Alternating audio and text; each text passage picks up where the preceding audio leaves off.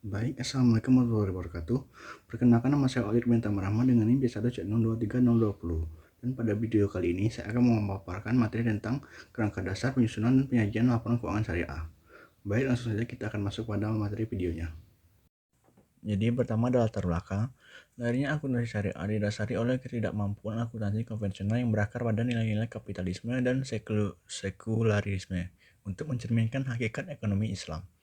Akuntansi konvensional cenderung memprioritaskan maksimalisasi kekayaan pemegang saham melalui informasi yang berorientasi pada laba material semata. Sebaliknya, ekonomi Islam menuntut adanya keadilan kredit distribusi dan tanggung jawab moral yang melampaui kepentingan individu. Bagaimana dikemukakan oleh M. Umar Kapra pada tahun 1992 dalam Islam and the Economic Challenge, sistem ekonomi Islam bertujuan untuk mencapai falah atau kesejahteraan di dunia dan akhirat, yang meniscayakan adanya transparansi dan kejujuran dalam setiap pelaporan harta sebagai bentuk amanah dari Tuhan. Dalam konteks industri keuangan modern, keberadaan lembaga keuangan syariah yang mengelola dana umat membutuhkan standar akuntansi yang mampu menangkap substansi akad-akad syariah seperti mudharabah, musyarakah, hingga murabahah. Tanpa kerangka akuntansi yang relevan, risiko terjadinya konvensionalisasi praktik syariah menjadi sangat besar, di mana transaksi hanya secara formal mengikuti hukum Islam namun secara substansi masih mengandung unsur eksploitasi.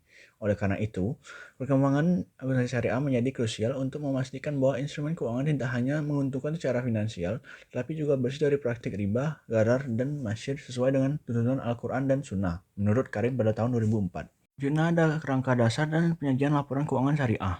Jadi kerangka dasar dan penyajian laporan keuangan syariah atau disingkat KDPP LKS yang di Indonesia diatur dalam Pernyataan Standar Akuntansi Keuangan atau PSAK merupakan pedoman fundamental yang menentukan bagaimana informasi keuangan harus diidentifikasi, diukur, dan dilaporkan.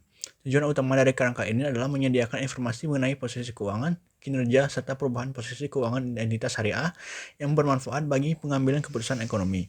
Salah satu keunikan utama dari KDP PLKAS adalah pengakuan terhadap dana syirkah temporer atau DST, yaitu dana yang diterima sebagai investasi dengan jangka waktu tertentu di mana entitas memiliki hak untuk mengelola dan menginvestasikan dana tersebut dengan pembagian hasil sesuai kesepakatan, menurut IAI pada tahun 2017.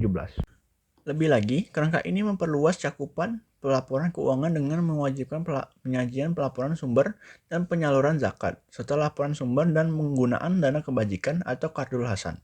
Hal ini mencerminkan fungsi sosial entitas syariah yang tidak ditemukan dalam akuntansi konvensional.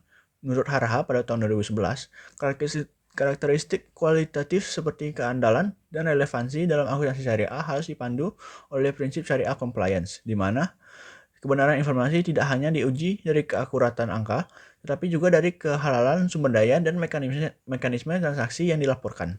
Berikutnya ada konsep dasar syariah menurut AAOIFI. Accounting and Auditing Organization for Islamic Financial Institution atau disingkat AAOIFI memainkan peran sentral yang dalam mengharmonisasikan praktik akuntansi syariah di tingkat internasional. Konsep dasar AAOIFI berfokus pada tujuan akuntabilitas atau mas'uliyah yang mewajibkan mengelola dana untuk mempertanggungjawabkan pengelolaan sumber daya kepada pemilik dana dan kepada Allah Subhanahu wa taala.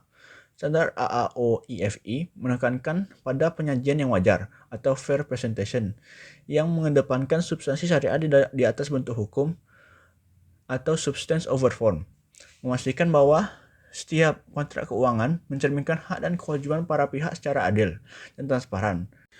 Salah satu kontribusi signifikan AAOIFI adalah pendekatan penilaian aset yang lebih adaptif, di mana dalam kondisi tertentu, penggunaan nilai pasar atau fair value lebih diutamakan kepada biaya historis atau historical cost. Hal ini bertujuan untuk memberikan informasi yang lebih akurat bagi penghitungan zakat perusahaan, yang merupakan kewajiban agama yang fundamental.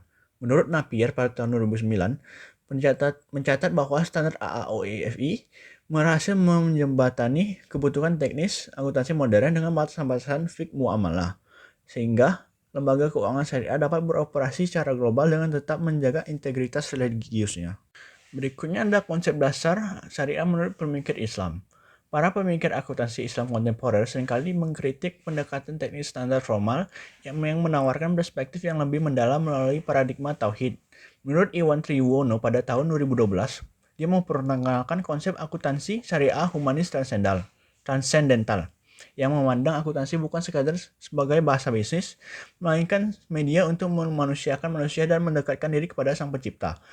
Dalam pandangan ini, laba tidak hanya dihitung sebagai surplus ekonomi, tetapi juga mencakup nilai keberkahan dan kemaslahatan umat.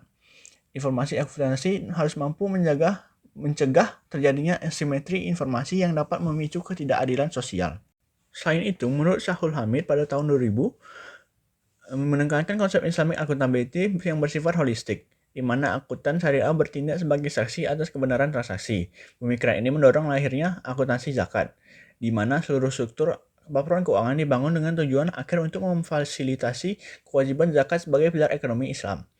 Menurut M. Akhyar Adnan pada tahun 1996 juga menyoroti pentingnya independensi auditor syariah yang tidak hanya bertanggung jawab pada klien atau pemegang saham, tetapi juga memiliki tanggung jawab moral untuk melaporkan ketidakpatuhan terhadap prinsip syariah demi melindungi kepentingan publik. Selanjutnya ada sintesis dan implikasi praktis. Integrasi antara kerangka formal, standar internasional, dan pemikiran filosofis para ahli menciptakan sebuah sistem akuntansi yang komprehensif. Implementasi praktis dari konsep-konsep ini mengharuskan seorang akuntan syariah untuk memiliki integritas moral yang tinggi, di samping kompetensi teknis yang mumpuni. Melalui penyajian laporan keuangan yang transparan, entitas syariah dapat membangun kepercayaan pemangku kepentingan atau stakeholder, sekaligus menjalankan misi dakwah di bidang ekonomi. Keselarasan antara pencatatan material dengan tujuan spiritual ilmiah yang menjadi inti dari keberadaan akuntansi syariah di tengah tantangan ekonomi global saat ini. Baik dari materi yang setelah saya paparkan, dapat kita tarik kesimpulan bahwa akuntansi syariah merupakan perpaduan harmonis antara dimensi teknis material yang diatur dalam kerangka dasar dan penyajian laporan keuangan syariah dan standar AAOIFI dengan dimensi spiritual transendental yang ditekankan oleh para pemikir Islam. Sistem ini tidak hanya berfungsi sebagai alat pencatatan finansial yang akurat, tetapi juga sebagai manifestasi dari nilai-nilai kejujuran dan transparansi untuk memastikan bahwa seluruh aktivitas ekonomi terbebas dari unsur riba, gharar, dan masyir.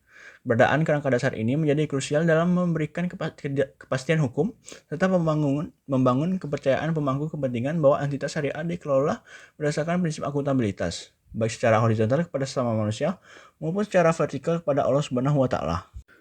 Mungkin sekian materi yang dapat saya sampaikan. Saya mohon maaf apabila ada kekurangan atau salah kata. Saya akhiri. Wassalamualaikum warahmatullahi wabarakatuh.